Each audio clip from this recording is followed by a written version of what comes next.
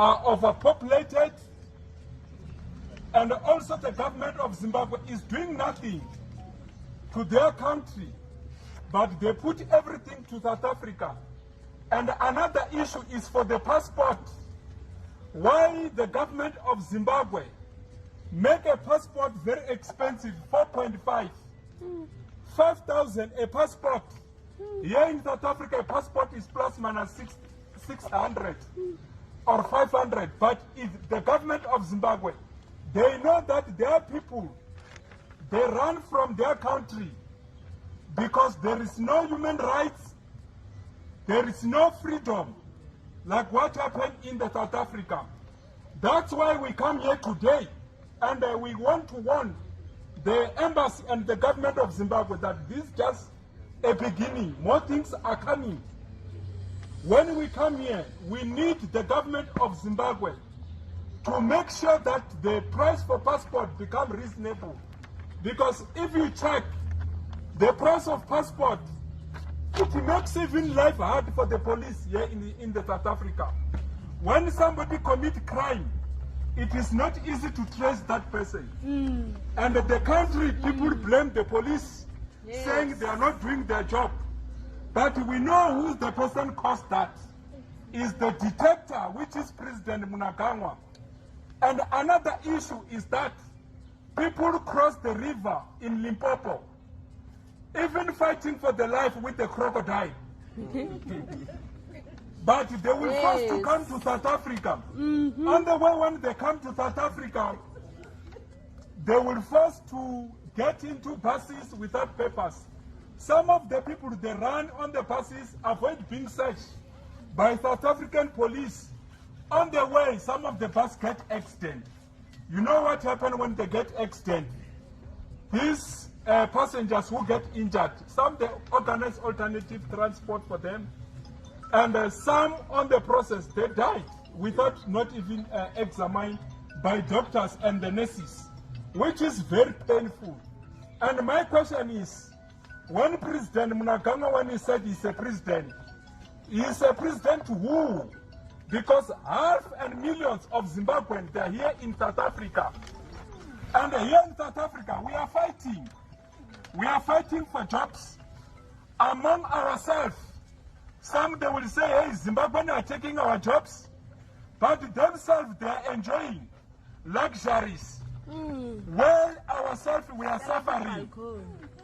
Themselves, they can go to overseas to get medical treatment, whereas we are suffering, we don't get anything. And also another issue is the issue of the, what you call, the Zimra. You see in the border gate of Zimbabwe, what they are doing to South Africa. It is unfair because they are collapsing even the currency here in the South Africa. That's why in the South Africa we are listed, money laundering and everything. The Zimra, they take rent, but they don't want people of Zimbabwe to buy groceries here in the South Africa. When they go in the border gate with the groceries, the government of Zimbabwe tells them to say, they can charge them double duty, 40%. If I buy maybe fish oil, cooking oil by 50 rand, when you go to the border gate, you can be charged ×2.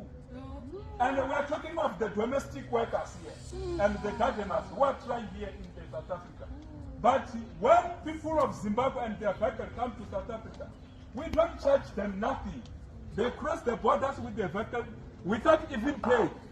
But when you go to Zimbabwe, a buggy, a sedan, you pay 2,000 for gate pass, and even TIP, even coupons. Even if you have got the insurance here in South Africa, the government of Zimbabwe, they are taking that money.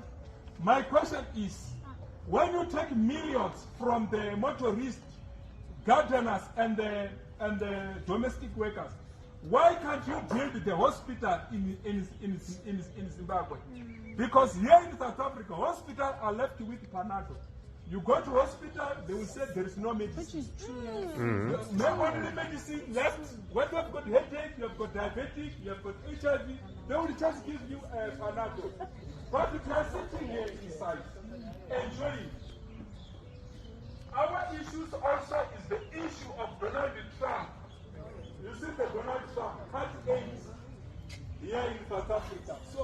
to die, all of us.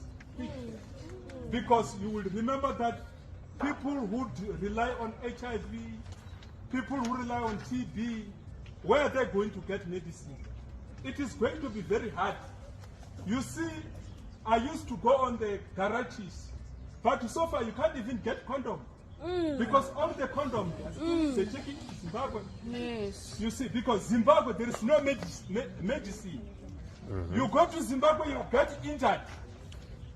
They don't have plaster. What they can do to you, they can give you a card box Or a to t-shirt. cover you as a plaster. So you can get healed. But Mnangagwa is still singing the same song to say, I'm the president. Who elected you? Because you have rigged the election.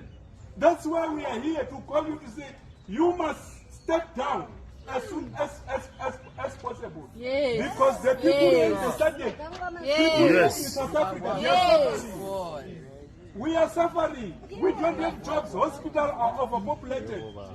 And now, in the government of Zimbabwe, when you try to speak as a journalist, or you are from the opposition parties, what they do is to kidnap you, assassinate you, and also to adapt you.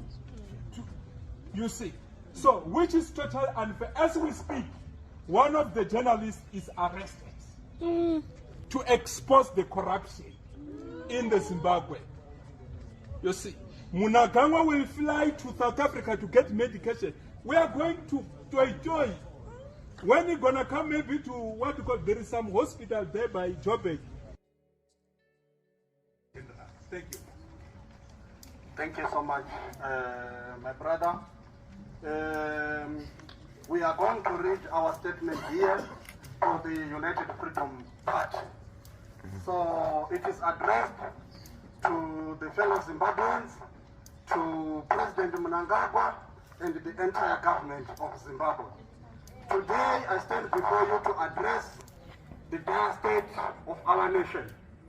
The nation of Zimbabwe, the people of Masvingo, the people of Mandinkaland, the people of Matabeleland South, the people of Matabeleland North, the people of Midlands, the people of Mashonaland Central, the people of Mashonaland East, and all corners of the country.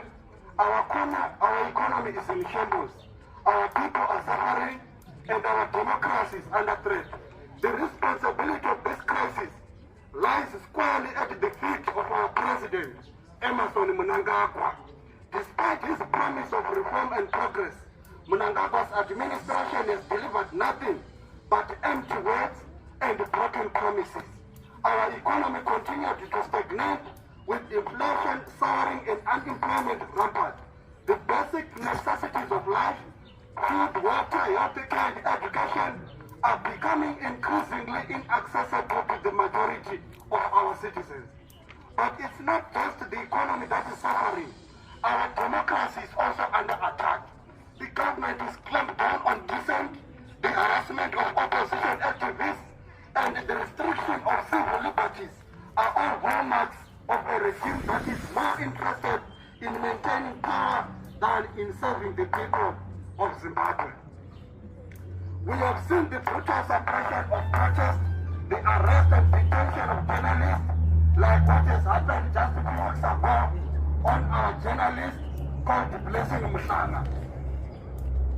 The government of Zimbabwe, yes, detained a lot of journalists